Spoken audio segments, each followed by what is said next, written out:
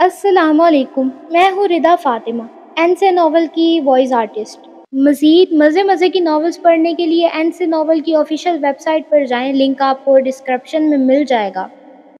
انت الحیات از قلم صدیقی۔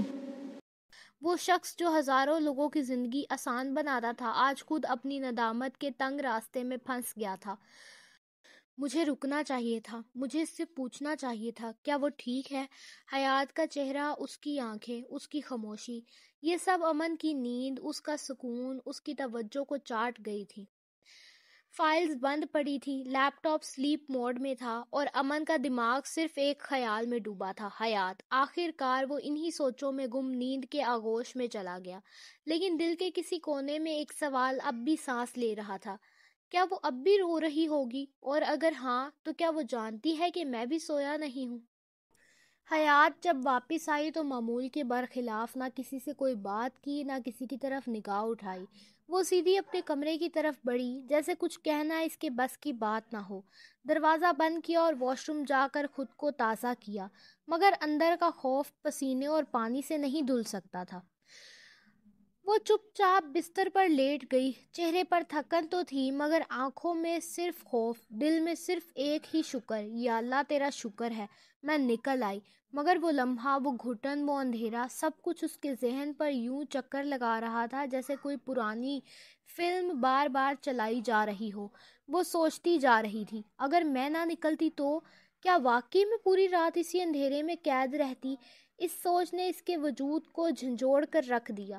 مگر ایک اور سوال تھا، ایک تکلیف دہ سوال۔ امن ایسا کیا ضروری کام کر رہا تھا کہ میری کال بھی نہ اٹھا سکا؟ کیا اس نے جان بوجھ کر میری کال نظر انداز کی؟ یہ سوچ، یہ شک اس کے دل میں زہر گھول رہا تھا۔ وہ کمبل اوڑھ کر لیٹ تو گئی مگر نیند اس کے قریب نہ آئی۔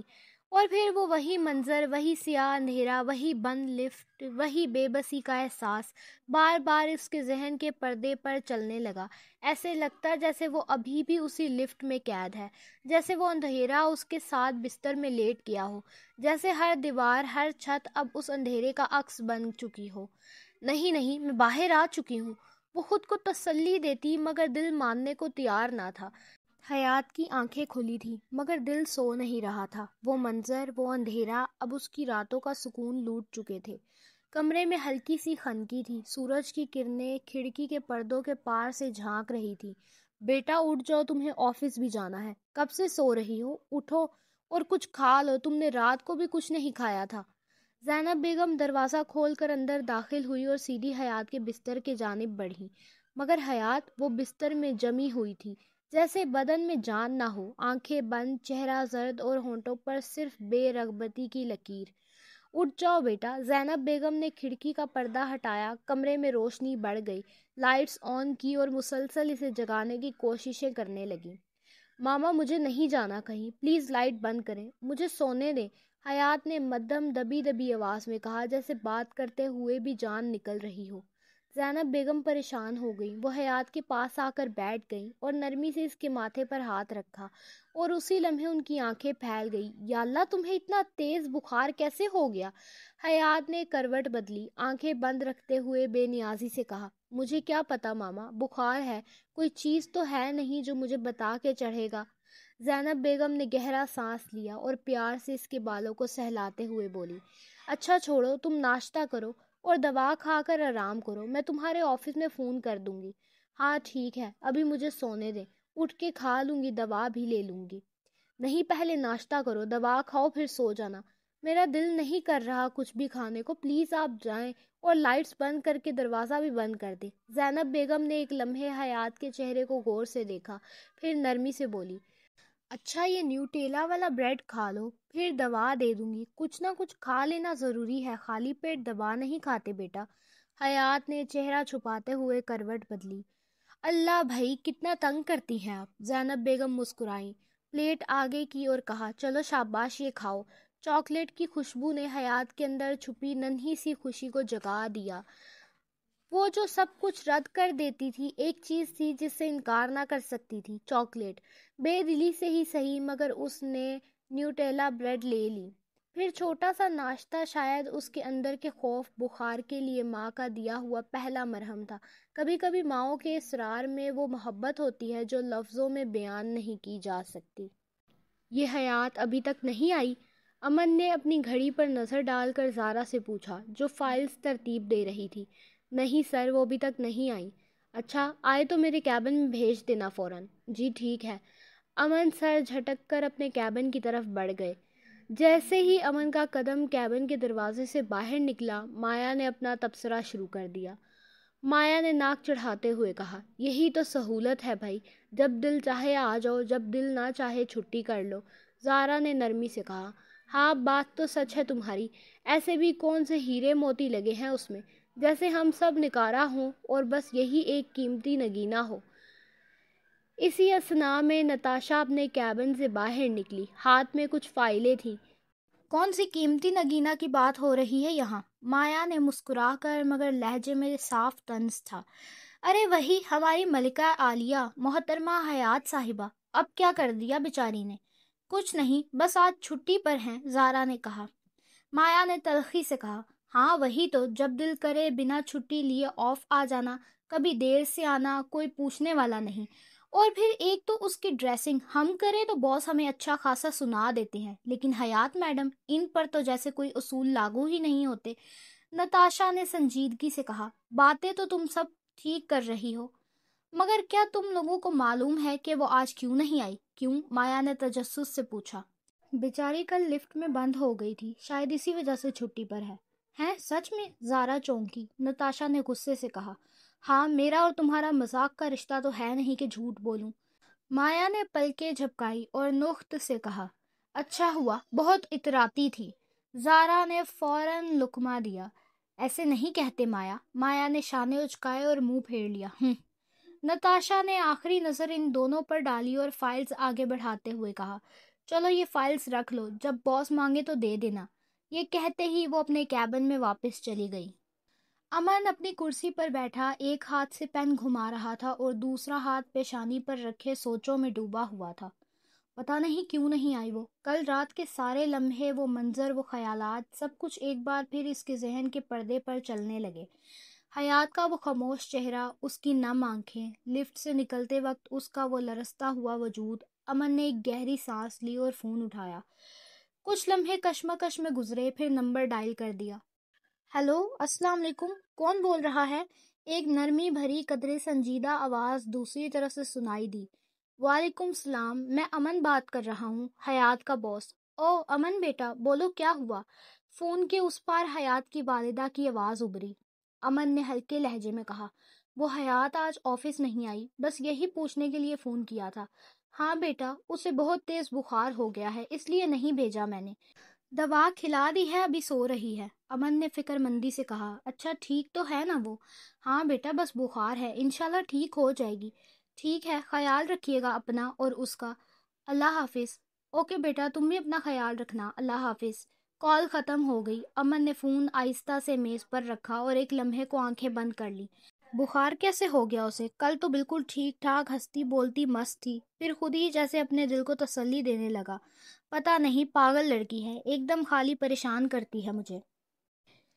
ایک ہلکی سی خاموشی چھائی ہوئی تھی کمرے میں، اے سی کی مدھم آواز، پنکھے کی گھماؤں کی سرسراہٹ، مگر امن کے دل میں شور تھا، بے چینی کا، پریشانی کا، کسی نہ سمجھ آنے والی کمی کا۔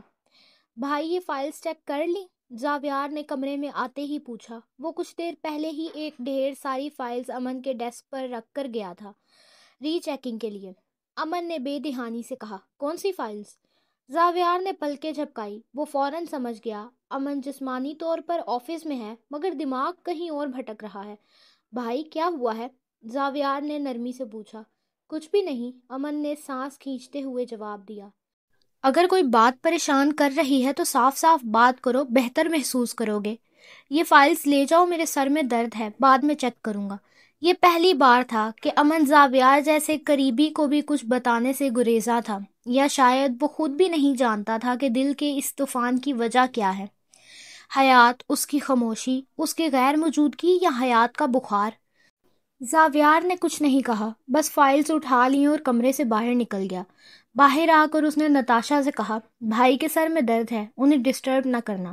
نتاشا نے اس بات میں سر ہلایا اور اپنے کام میں مصروف ہو گئی۔ ایک ہفتہ گزر گیا، ایک مکمل ہفتہ جس میں حیات آفس نہ آئی۔ آفس کا وہی معمول، وہی دیواریں، وہی گھڑیاں جو ہر پل کا حساب رکھتی تھی، سوائے امن کے جس کا وقت جیسے رک چکا تھا۔ امن آج بھی حسب معمول اپنے کیبن میں بیٹھا تھا، لیکن صرف بیٹھا تھا۔ ہاتھوں میں نہ کوئی فائل تھی، نہ آنکھوں میں کسی میٹنگ کا خاکہ، بس ایک خالی پن، ایک خاموشی جو دل سے نکل کر ماحول پر چھا چکی تھی۔ ہر وقت کام میں مصروف رہنے والا امن پچھلے ایک ہفتے سے کسی کام میں دل ہی نہیں لگا پا رہا تھا۔ اسی وقت دروازہ کھلا اور زاویار اندر آیا۔ بھائی تمہیں کیا مسئلہ ہے؟ اب تو بتا دو، میں اور خاموش نہیں رہوں گا۔ زاویار کے لہجے میں نرمی کے ساتھ جھنجھلاہٹ بھی تھی۔ امن نے گہری سانس لیتے ہوئے دھیمی آواز میں کہا، کچھ دیر پہلے میں نے حیات کو کال کی تھی۔ اس کی امی نے کہا کہ بخار ابھی تک نہیں اترا۔ مجھے اس کی فکر ہو رہی ہے، شاید لفٹ کے واقعے سے وہ ڈر گئی ہے اور قصور میرا ہے، میں نے اس کی کال اٹھائی ہی نہیں تھی۔ بھائی تم بھی نہ، زاویار نے فوراً جواب دیا، اس میں تمہاری کیا غلطی؟ امن نے چہرہ موڑتے ہوئے کہا، اسی لیے تو کچھ نہیں بتایا تمہیں، تم سمجھتے نہیں ہو۔ زاویار نے پاس آ کر بیٹھتے ہوئے کہا، اچھا بھائی اب ایک کام کرو، اسے ملنے چلے جاؤ۔ میں کیسے چلا جاؤں؟ کیوں نہیں جا سکتے؟ وہ تمہاری اسسٹنٹ ہے اور ایک ہفتے سے غیر حاضر ہے۔ تم بطور بوس اس کی خیریت پوچھنے جا سکتے ہو، بات ختم۔ امن نے ذرا سوچ کر کہا، ہاں یہ تو اچھا آئیڈیا ہے، میں کھانے کے بعد اس کے گھر چلا جاؤں گا۔ زاویار نے چٹکی لیتے ہوئے کہا، شاید اسی دیکھنے کے بعد تمہارا دماغ بھی ٹھیک ہو جائے۔ امن نے مصنوعی غصے سے کہا، ہو گیا تمہارا، اب دفع ہو جاؤ۔ ہاں جا رہا ہوں، مجھے بہت کام ہے، تمہاری طرح فارغ نہیں بیٹھا۔ وہ یہ کہتے ہوئے باہر نکل گیا اور اپنے بھائی کو کچھ پل کے لیے ہی صحیح ہلکا پھلکا کر گیا۔ دھوپ میں بھیگی ہوئی دوپہر اور وہ دروازے پہ کھڑا تھا، ہاتھ میں چاکلیٹس کا باکس اور دوسرے ہاتھ میں گلابوں کا خوبصورت گلدستہ، جیسے جذباتوں کو رنگوں میں لپیٹ کر لایا ہو۔ ڈور بیل بجی، دروازہ کھلا اور سامنے حیات، اور یہ آیا دل کو قرار۔ حیات نے ہلکی سی چونک کر ساتھ کہا، آپ یہاں کیا کر رہے ہیں؟ امن نے مسکراتے ہوئے جواب دیا، یہیں دروازے پہ کھڑے ہو کے بتاؤں؟ حیات تھوڑا سا سائڈ ہوئی اور امن اندر آ گیا۔ گھر پہ کوئی نہیں؟ امن نے ادھر ادھر دیکھتے ہوئے پوچھا۔ نہیں ماما کچھ ضروری سامان لینے گئی ہیں، حیات نے آہستہ سے کہا۔ تو تم گھر پر اکیلی ہو؟ امن کے لہجے میں فکر مندی تھی۔ نہیں، ہوا ہے میرے ساتھ۔ امن نے چہرے پر نرمی لاتے ہوئے پوچھا، طبیعت کیسی ہے اب؟ حیات نے سیدھا سوال کیا۔ آپ یہ پوچھنے آئے ہیں؟ امن نے ہلکی سی مسکراہٹ کے ساتھ کہا، ہاں اور کس لیے آتا؟ ٹھیک ہوں، حیات نے مختصر جواب دیا، لگ تو نہیں رہا، پر میں ہوں ٹھیک۔ امن نے دل ہی دل میں سوچا، ڈھیٹ۔ پھر اس نے وہ چیزیں آگے بڑھائیں جو وہ اپنے ساتھ لایا تھا، یہ لو تمہارے لیے ہیں۔